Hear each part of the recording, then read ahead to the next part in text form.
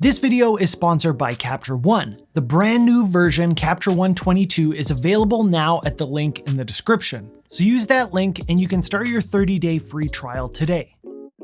Okay, tell me if you've ever been in this situation. You're at the perfect spot, the light is absolutely incredible, you're ready to get set up to get the most legendary composition ever, and you don't have a lens wide enough to cover the whole scene. Or how about this one? A beautiful day, super bright sky, sun rays rocking down onto the picturesque valley, and you're a bit worried about blowing out your highlights, so you back off the exposure a bit. But then your shadow areas get all mushy when you try to recover them in the edit. But then the other shot that you took just in case, you clip the highlights and there's no getting them back. In today's video, we're gonna go over 2 different photography shooting techniques that you can use to solve these problems using the brand new Panorama stitching and HDR Merge features in Capture One 22. But before we get into the software side of things, we need to talk about what these techniques are, why you might want to shoot this way, and what you need to know while you're actually out there shooting so that you get the results you want once you do get it into the software. Let's start with the Panorama stitch function.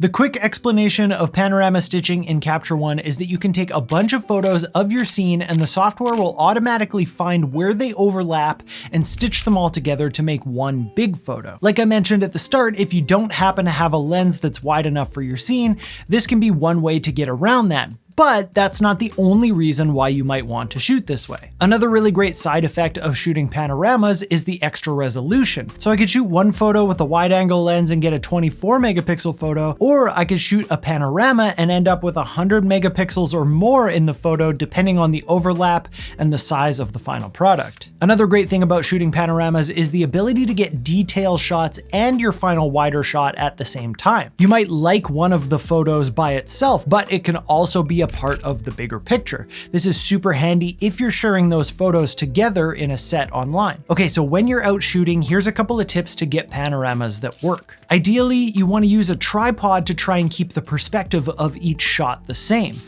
I'll be honest, I break this rule pretty much all the time and my panoramas generally turn out pretty good, but if you're going for optimal results, a tripod is a good idea. They do actually make fancy panoramic heads that are designed to keep your perspective absolutely perfect, but again, it's not completely necessary, just a potential extra if you really want to. You want to shoot in manual exposure and with manual focus and don't change anything between shots. This can mess up the stitching. General rule of thumb is to shoot to have 20% or more overlap in your shots. I like to turn on the rule of thirds grid on my camera and I'll line up the right third on one shot to the left third on the next shot so that technically I have a 33.3 repeated percent overlap in each shot. And you can actually stitch together multiple rows as well, so it doesn't just have to be straight across. You can do a top row and a bottom row or whatever you think will be best to capture the aspect ratio that you want in the end. And finally, when shooting, give yourself lots of extra space to crop. Whatever you want your final photo to look like, make sure that you take some photos beyond those boundaries. You'd rather have too much than not enough. Now, let's hop into Capture One and I'll show you how their new panorama stitching feature makes this super easy without ever having to leave the software. So I've got my panorama shots all imported into my Capture One session. The first thing that I want to do is go to my lens correction and make sure that the distortion correction and light fall off is applied to the individual shots. So if you've got any kind of vignetting or distortion that's going on with your lens, you want to fix that before you stitch the photos together to help with making the stitching easier. Then all we're going to do is select the photos that we want to stitch together by clicking the first one and shift clicking on the last one in our browser, then right click on one of the photos and choose Stitch to Panorama. Now we'll wait for it to generate a preview for us and we've got a couple of options in the top left corner. The first option we've got is the projection style. These options are going to apply the stitching with slightly different settings depending on how you shot the photo and also how you want it to look in the end. Each one has a little graphic next to it to show you how it goes about the process, but in the the end, what I suggest doing is clicking each of them, letting it make a preview for you, and deciding which one you think makes the most sense for your photo. Some people will want to choose based on what they think looks the most natural, and some people will just want to choose based on what they think looks best. Once you pick the projection you like best, there's an option below to choose the stitch size. This will tell you what the final megapixel count is of your stitched photo, but it depends on which projection you choose. If you don't want to end up with a huge file on your computer, or you don't need all those megapixels, you can choose to scale it down a bit or go with 100% to keep the resolution as high as it possibly can be. After we hit OK, Capture One will take a second to stitch the photos together and create a new file for you. Next, we can crop the image down to get rid of any black space on the outside and get the ideal composition that we want, and we can apply our edit using the rest of the tools in Capture One.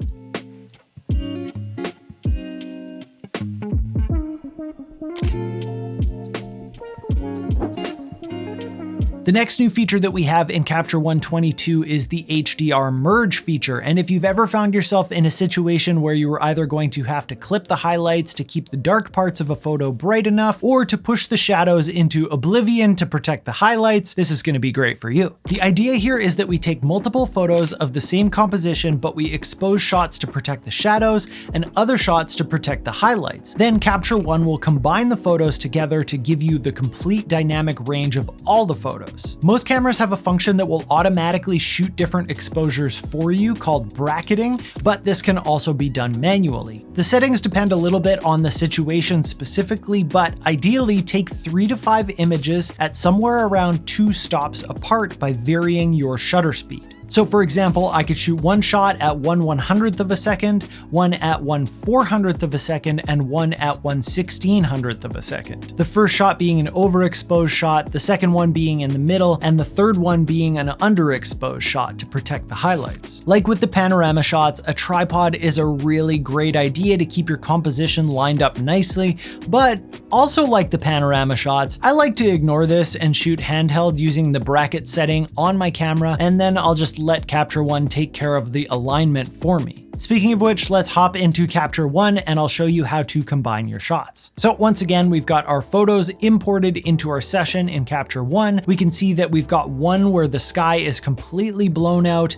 We are not getting that detail back, but these trees in the foreground are nicely exposed. Then in this other shot, our sky looks a lot better, much more detail, but the trees are darn near black. And then I have a shot that's kind of in the middle as well. I shot these using the bracketing feature built into my camera, and it was just handheld, and you can see that they aren't perfectly lined up because of that. Notice when I flip through them, the edge of the frame kind of slightly shifts a little bit. So let's select all 3 of these by clicking the first one and then shift clicking the third one. I'm gonna right click on the middle exposure and then choose Merge to HDR. We've got 2 options here. We can choose Auto Adjust, which just means after Capture One merges the photos together to give you all that dynamic range, it's also going to try to adjust the photo to what it thinks looks good. Some people like to use this as a starting place for their edit. Some people just turn it off and do it all manually. I like to leave it on and see what Capture One does, but if I don't like it, it's easy to reset the adjustments on the merged photo. The other option we have is Auto Align, which will automatically align the different photos for you.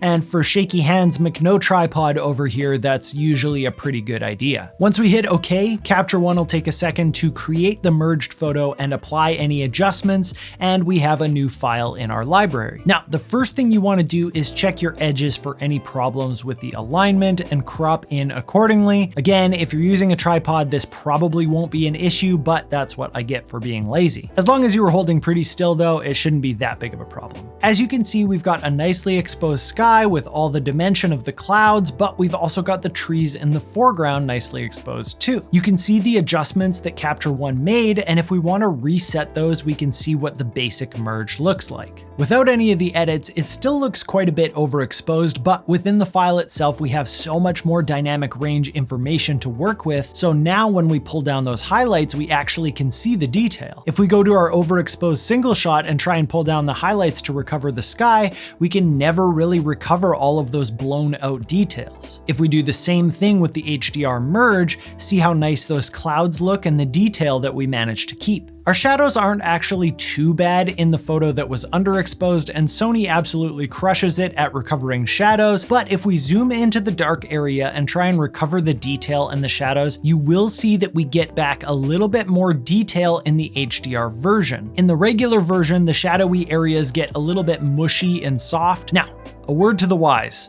With great dynamic range comes great responsibility. It's super easy to overdo it with the edit and make things look really unnatural when you have that much dynamic range to work with. People refer to this as a photo looking HDR, but it's basically when a photo looks like it was actually impossible to have actually happened. Generally, if you take the highlights all the way down and the shadows all the way up on any photo, you can kind of get this effect. So be careful. So with that said, we can do a quick edit on this photo and we're good to go.